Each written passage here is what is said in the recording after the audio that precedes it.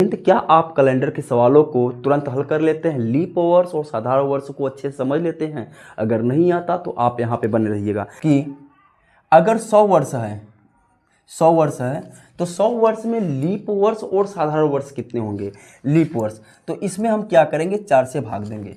4 से भाग देंगे तो 4 दूना 8 हुआ, 2 आया और 4 पंजे 20। अगर देखें तो लीप वर्ष अगर इसमें हम देख रहे हैं तो लीप वर्ष जो है वह यहाँ पे 25 आया, लीप वर्ष 25 आया। लेकिन 100वां वर्ष जो होता है आखिरी वाला, वह 100 जो है वह लीप वर्ष नहीं है, वह साधारण वर्ष है। 100 क्या है? 100वां वर्ष ये साधारण वर्ष है, साधारण वर्ष है। तो इस हिसाब से इसमें से एक घटा देंगे और जो बनेगा लीप वर्ष जो बनेगा वह हमारा 24 बनेगा। जब 100 वर्ष में लीप वर्ष 24 ठो बना तो साधारण वर्ष कितने बनेंगे?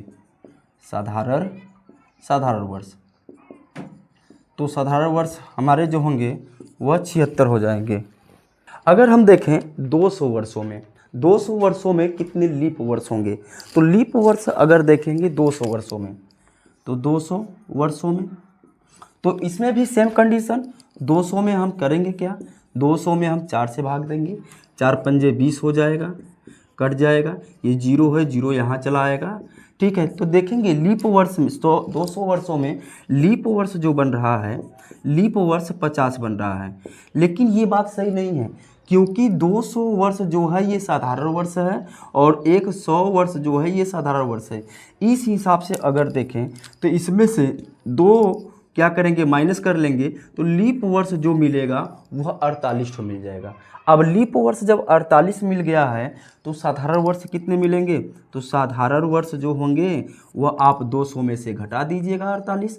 200 में से 48 घटाएंगे, 2 आएगा, 5 आएगा, 152। तो कहेंगे 200 वर्षों में जो साधारण वर्ष बनेंगे 152 और लीप वर्ष जो बनेंगे वह 48 बनेंगे। ठीक है, अब देखिएगा आगे। अब हमारे पास जो है लीप वर्ष और साधारण वर्ष हैं। तो अगर देखें 100 वर्षों में, अभी हमने निकाल के देखा कि 100 वर्षों में अगर देखेंगे तो हमारे पास जो लीप वर्ष बचेंगे, लीप वर्ष 24 हो जाएंगे। और अगर यही साधारण वर्ष देखेंगे तो साधारण वर्ष 76 हो जाएंगे। क्योंकि अगर देखें तो 100वां वर्ष जो है वह साधारण वर्ष होता है, इसलिए जब 4 से हम इसमें भाग दिए हैं, सब में 4 से क्या किए हैं, भाग दिए हैं। और 4 से जब भाग देने के बाद तो ये 25 आएगा। लेकिन 100वां वर्ष जो है वह लीप वर्ष न हो के साधारण वर्ष है, इसलिए 25 में से एक घटा लिए और हमारे पास लीप वर्ष 24 ठो बचा और साधारण वर्ष 76 ठो बचा। ये हमने अभी किया है।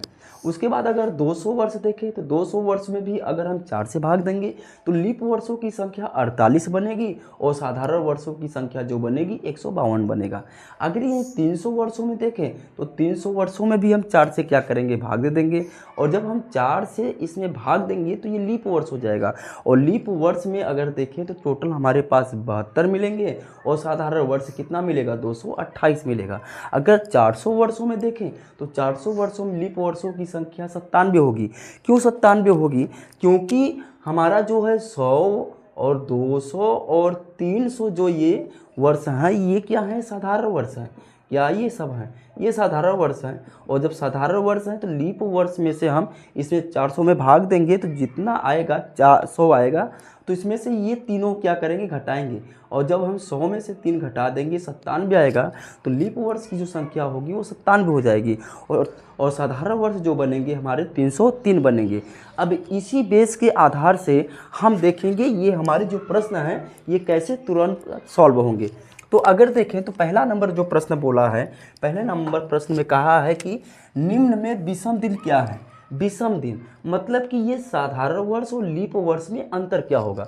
अगर देखें तो 92 और 1900, 1800 और 1882 अगर देखें तो इसमें अगर हम 400 से भाग देंगे, 400 से भाग देंगे, ये क्या है, ये पूरा कटेगा नहीं। जब ये नहीं कटेगा तो शताब्दी का साधारण वर्ष हो जाएगा। और इसमें भी अगर हम देखें तो 4 से अगर भाग दें तो ये भी कटने वाला नहीं है। 1800 भी क्या होगा, ये कटने वाला नहीं है। जब कटेगा नहीं तो ये भी क्या हो जाएगा, ये साधारण वर्ष हो जाएगा। क्या हो जाएगा, साधारण वर्ष। और ये भी क्या बना हमारा, ये भी साधारण वर्ष बना। और जो 82 है, 1882 ये भी 4 से कटेगा नहीं, इसलिए ये क्या हो जाएगा, ये साधारण वर्ष हो जाएगा, साधारण वर्ष हो जाएगा। और इस हिसाब से अगर देखें तो बी सी डी ये तीनों क्या हैं, साधारण वर्ष हैं। ए क्या है, ये अलग होगा। ए क्या होगा, 4 से भाग देंगे तो 4 से कट जाएगा, 4 दूना 8, 4 तेईस 12, ये पूरा कट गया 4 से, इसलिए क्या होगा, ये विषम होगा, ये अलग होगा।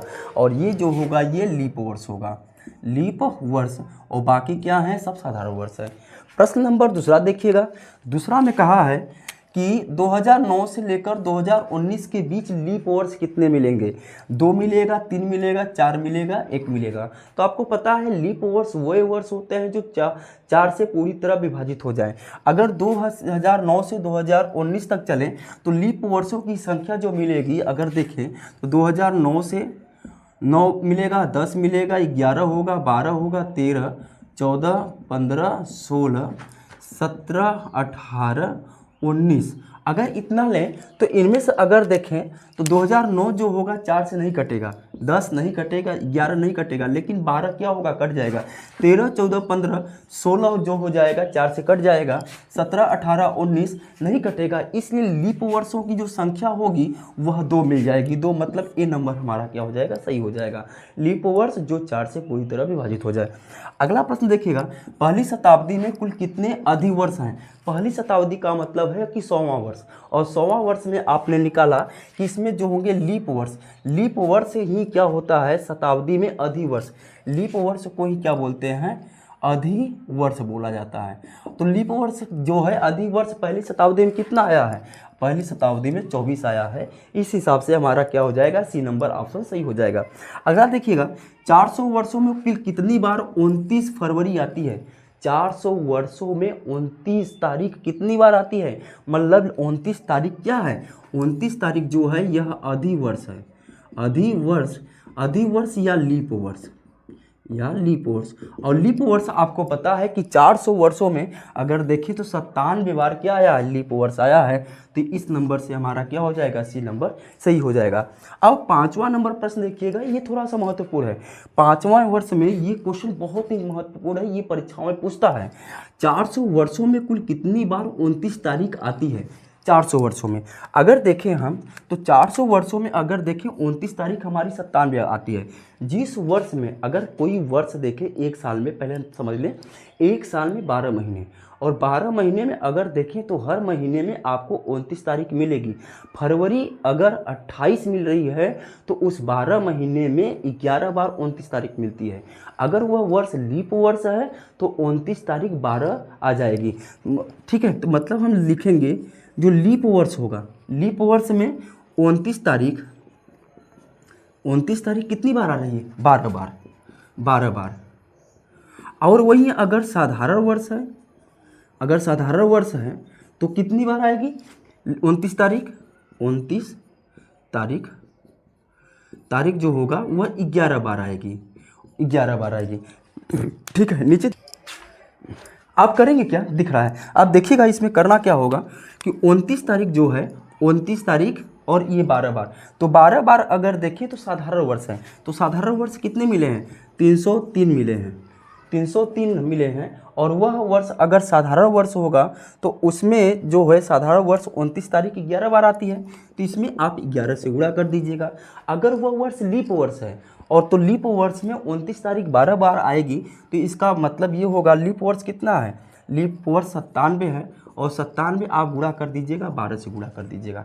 अब इसमें अगर गुणा करके दोनों को अगर जोड़ देंगे तो आंसर हमारा जो मिल जाएगा वह 4497, मतलब टोटल अगर देखें डी बार क्या हो जाएगा, डी आंसर हमारा राइट आंसर हो जाएगा। अगर ये क्वेश्चन समझ में आ रहा है तो कमेंट बॉक्स में आप देखिएगा, अपने दोस्तों को शेयर करिएगा और लाइक प्लीज़ कर दीजिएगा। फिर मिलेंगे कैलेंडर के और बेहतरीन क्लास में। जय हिंद।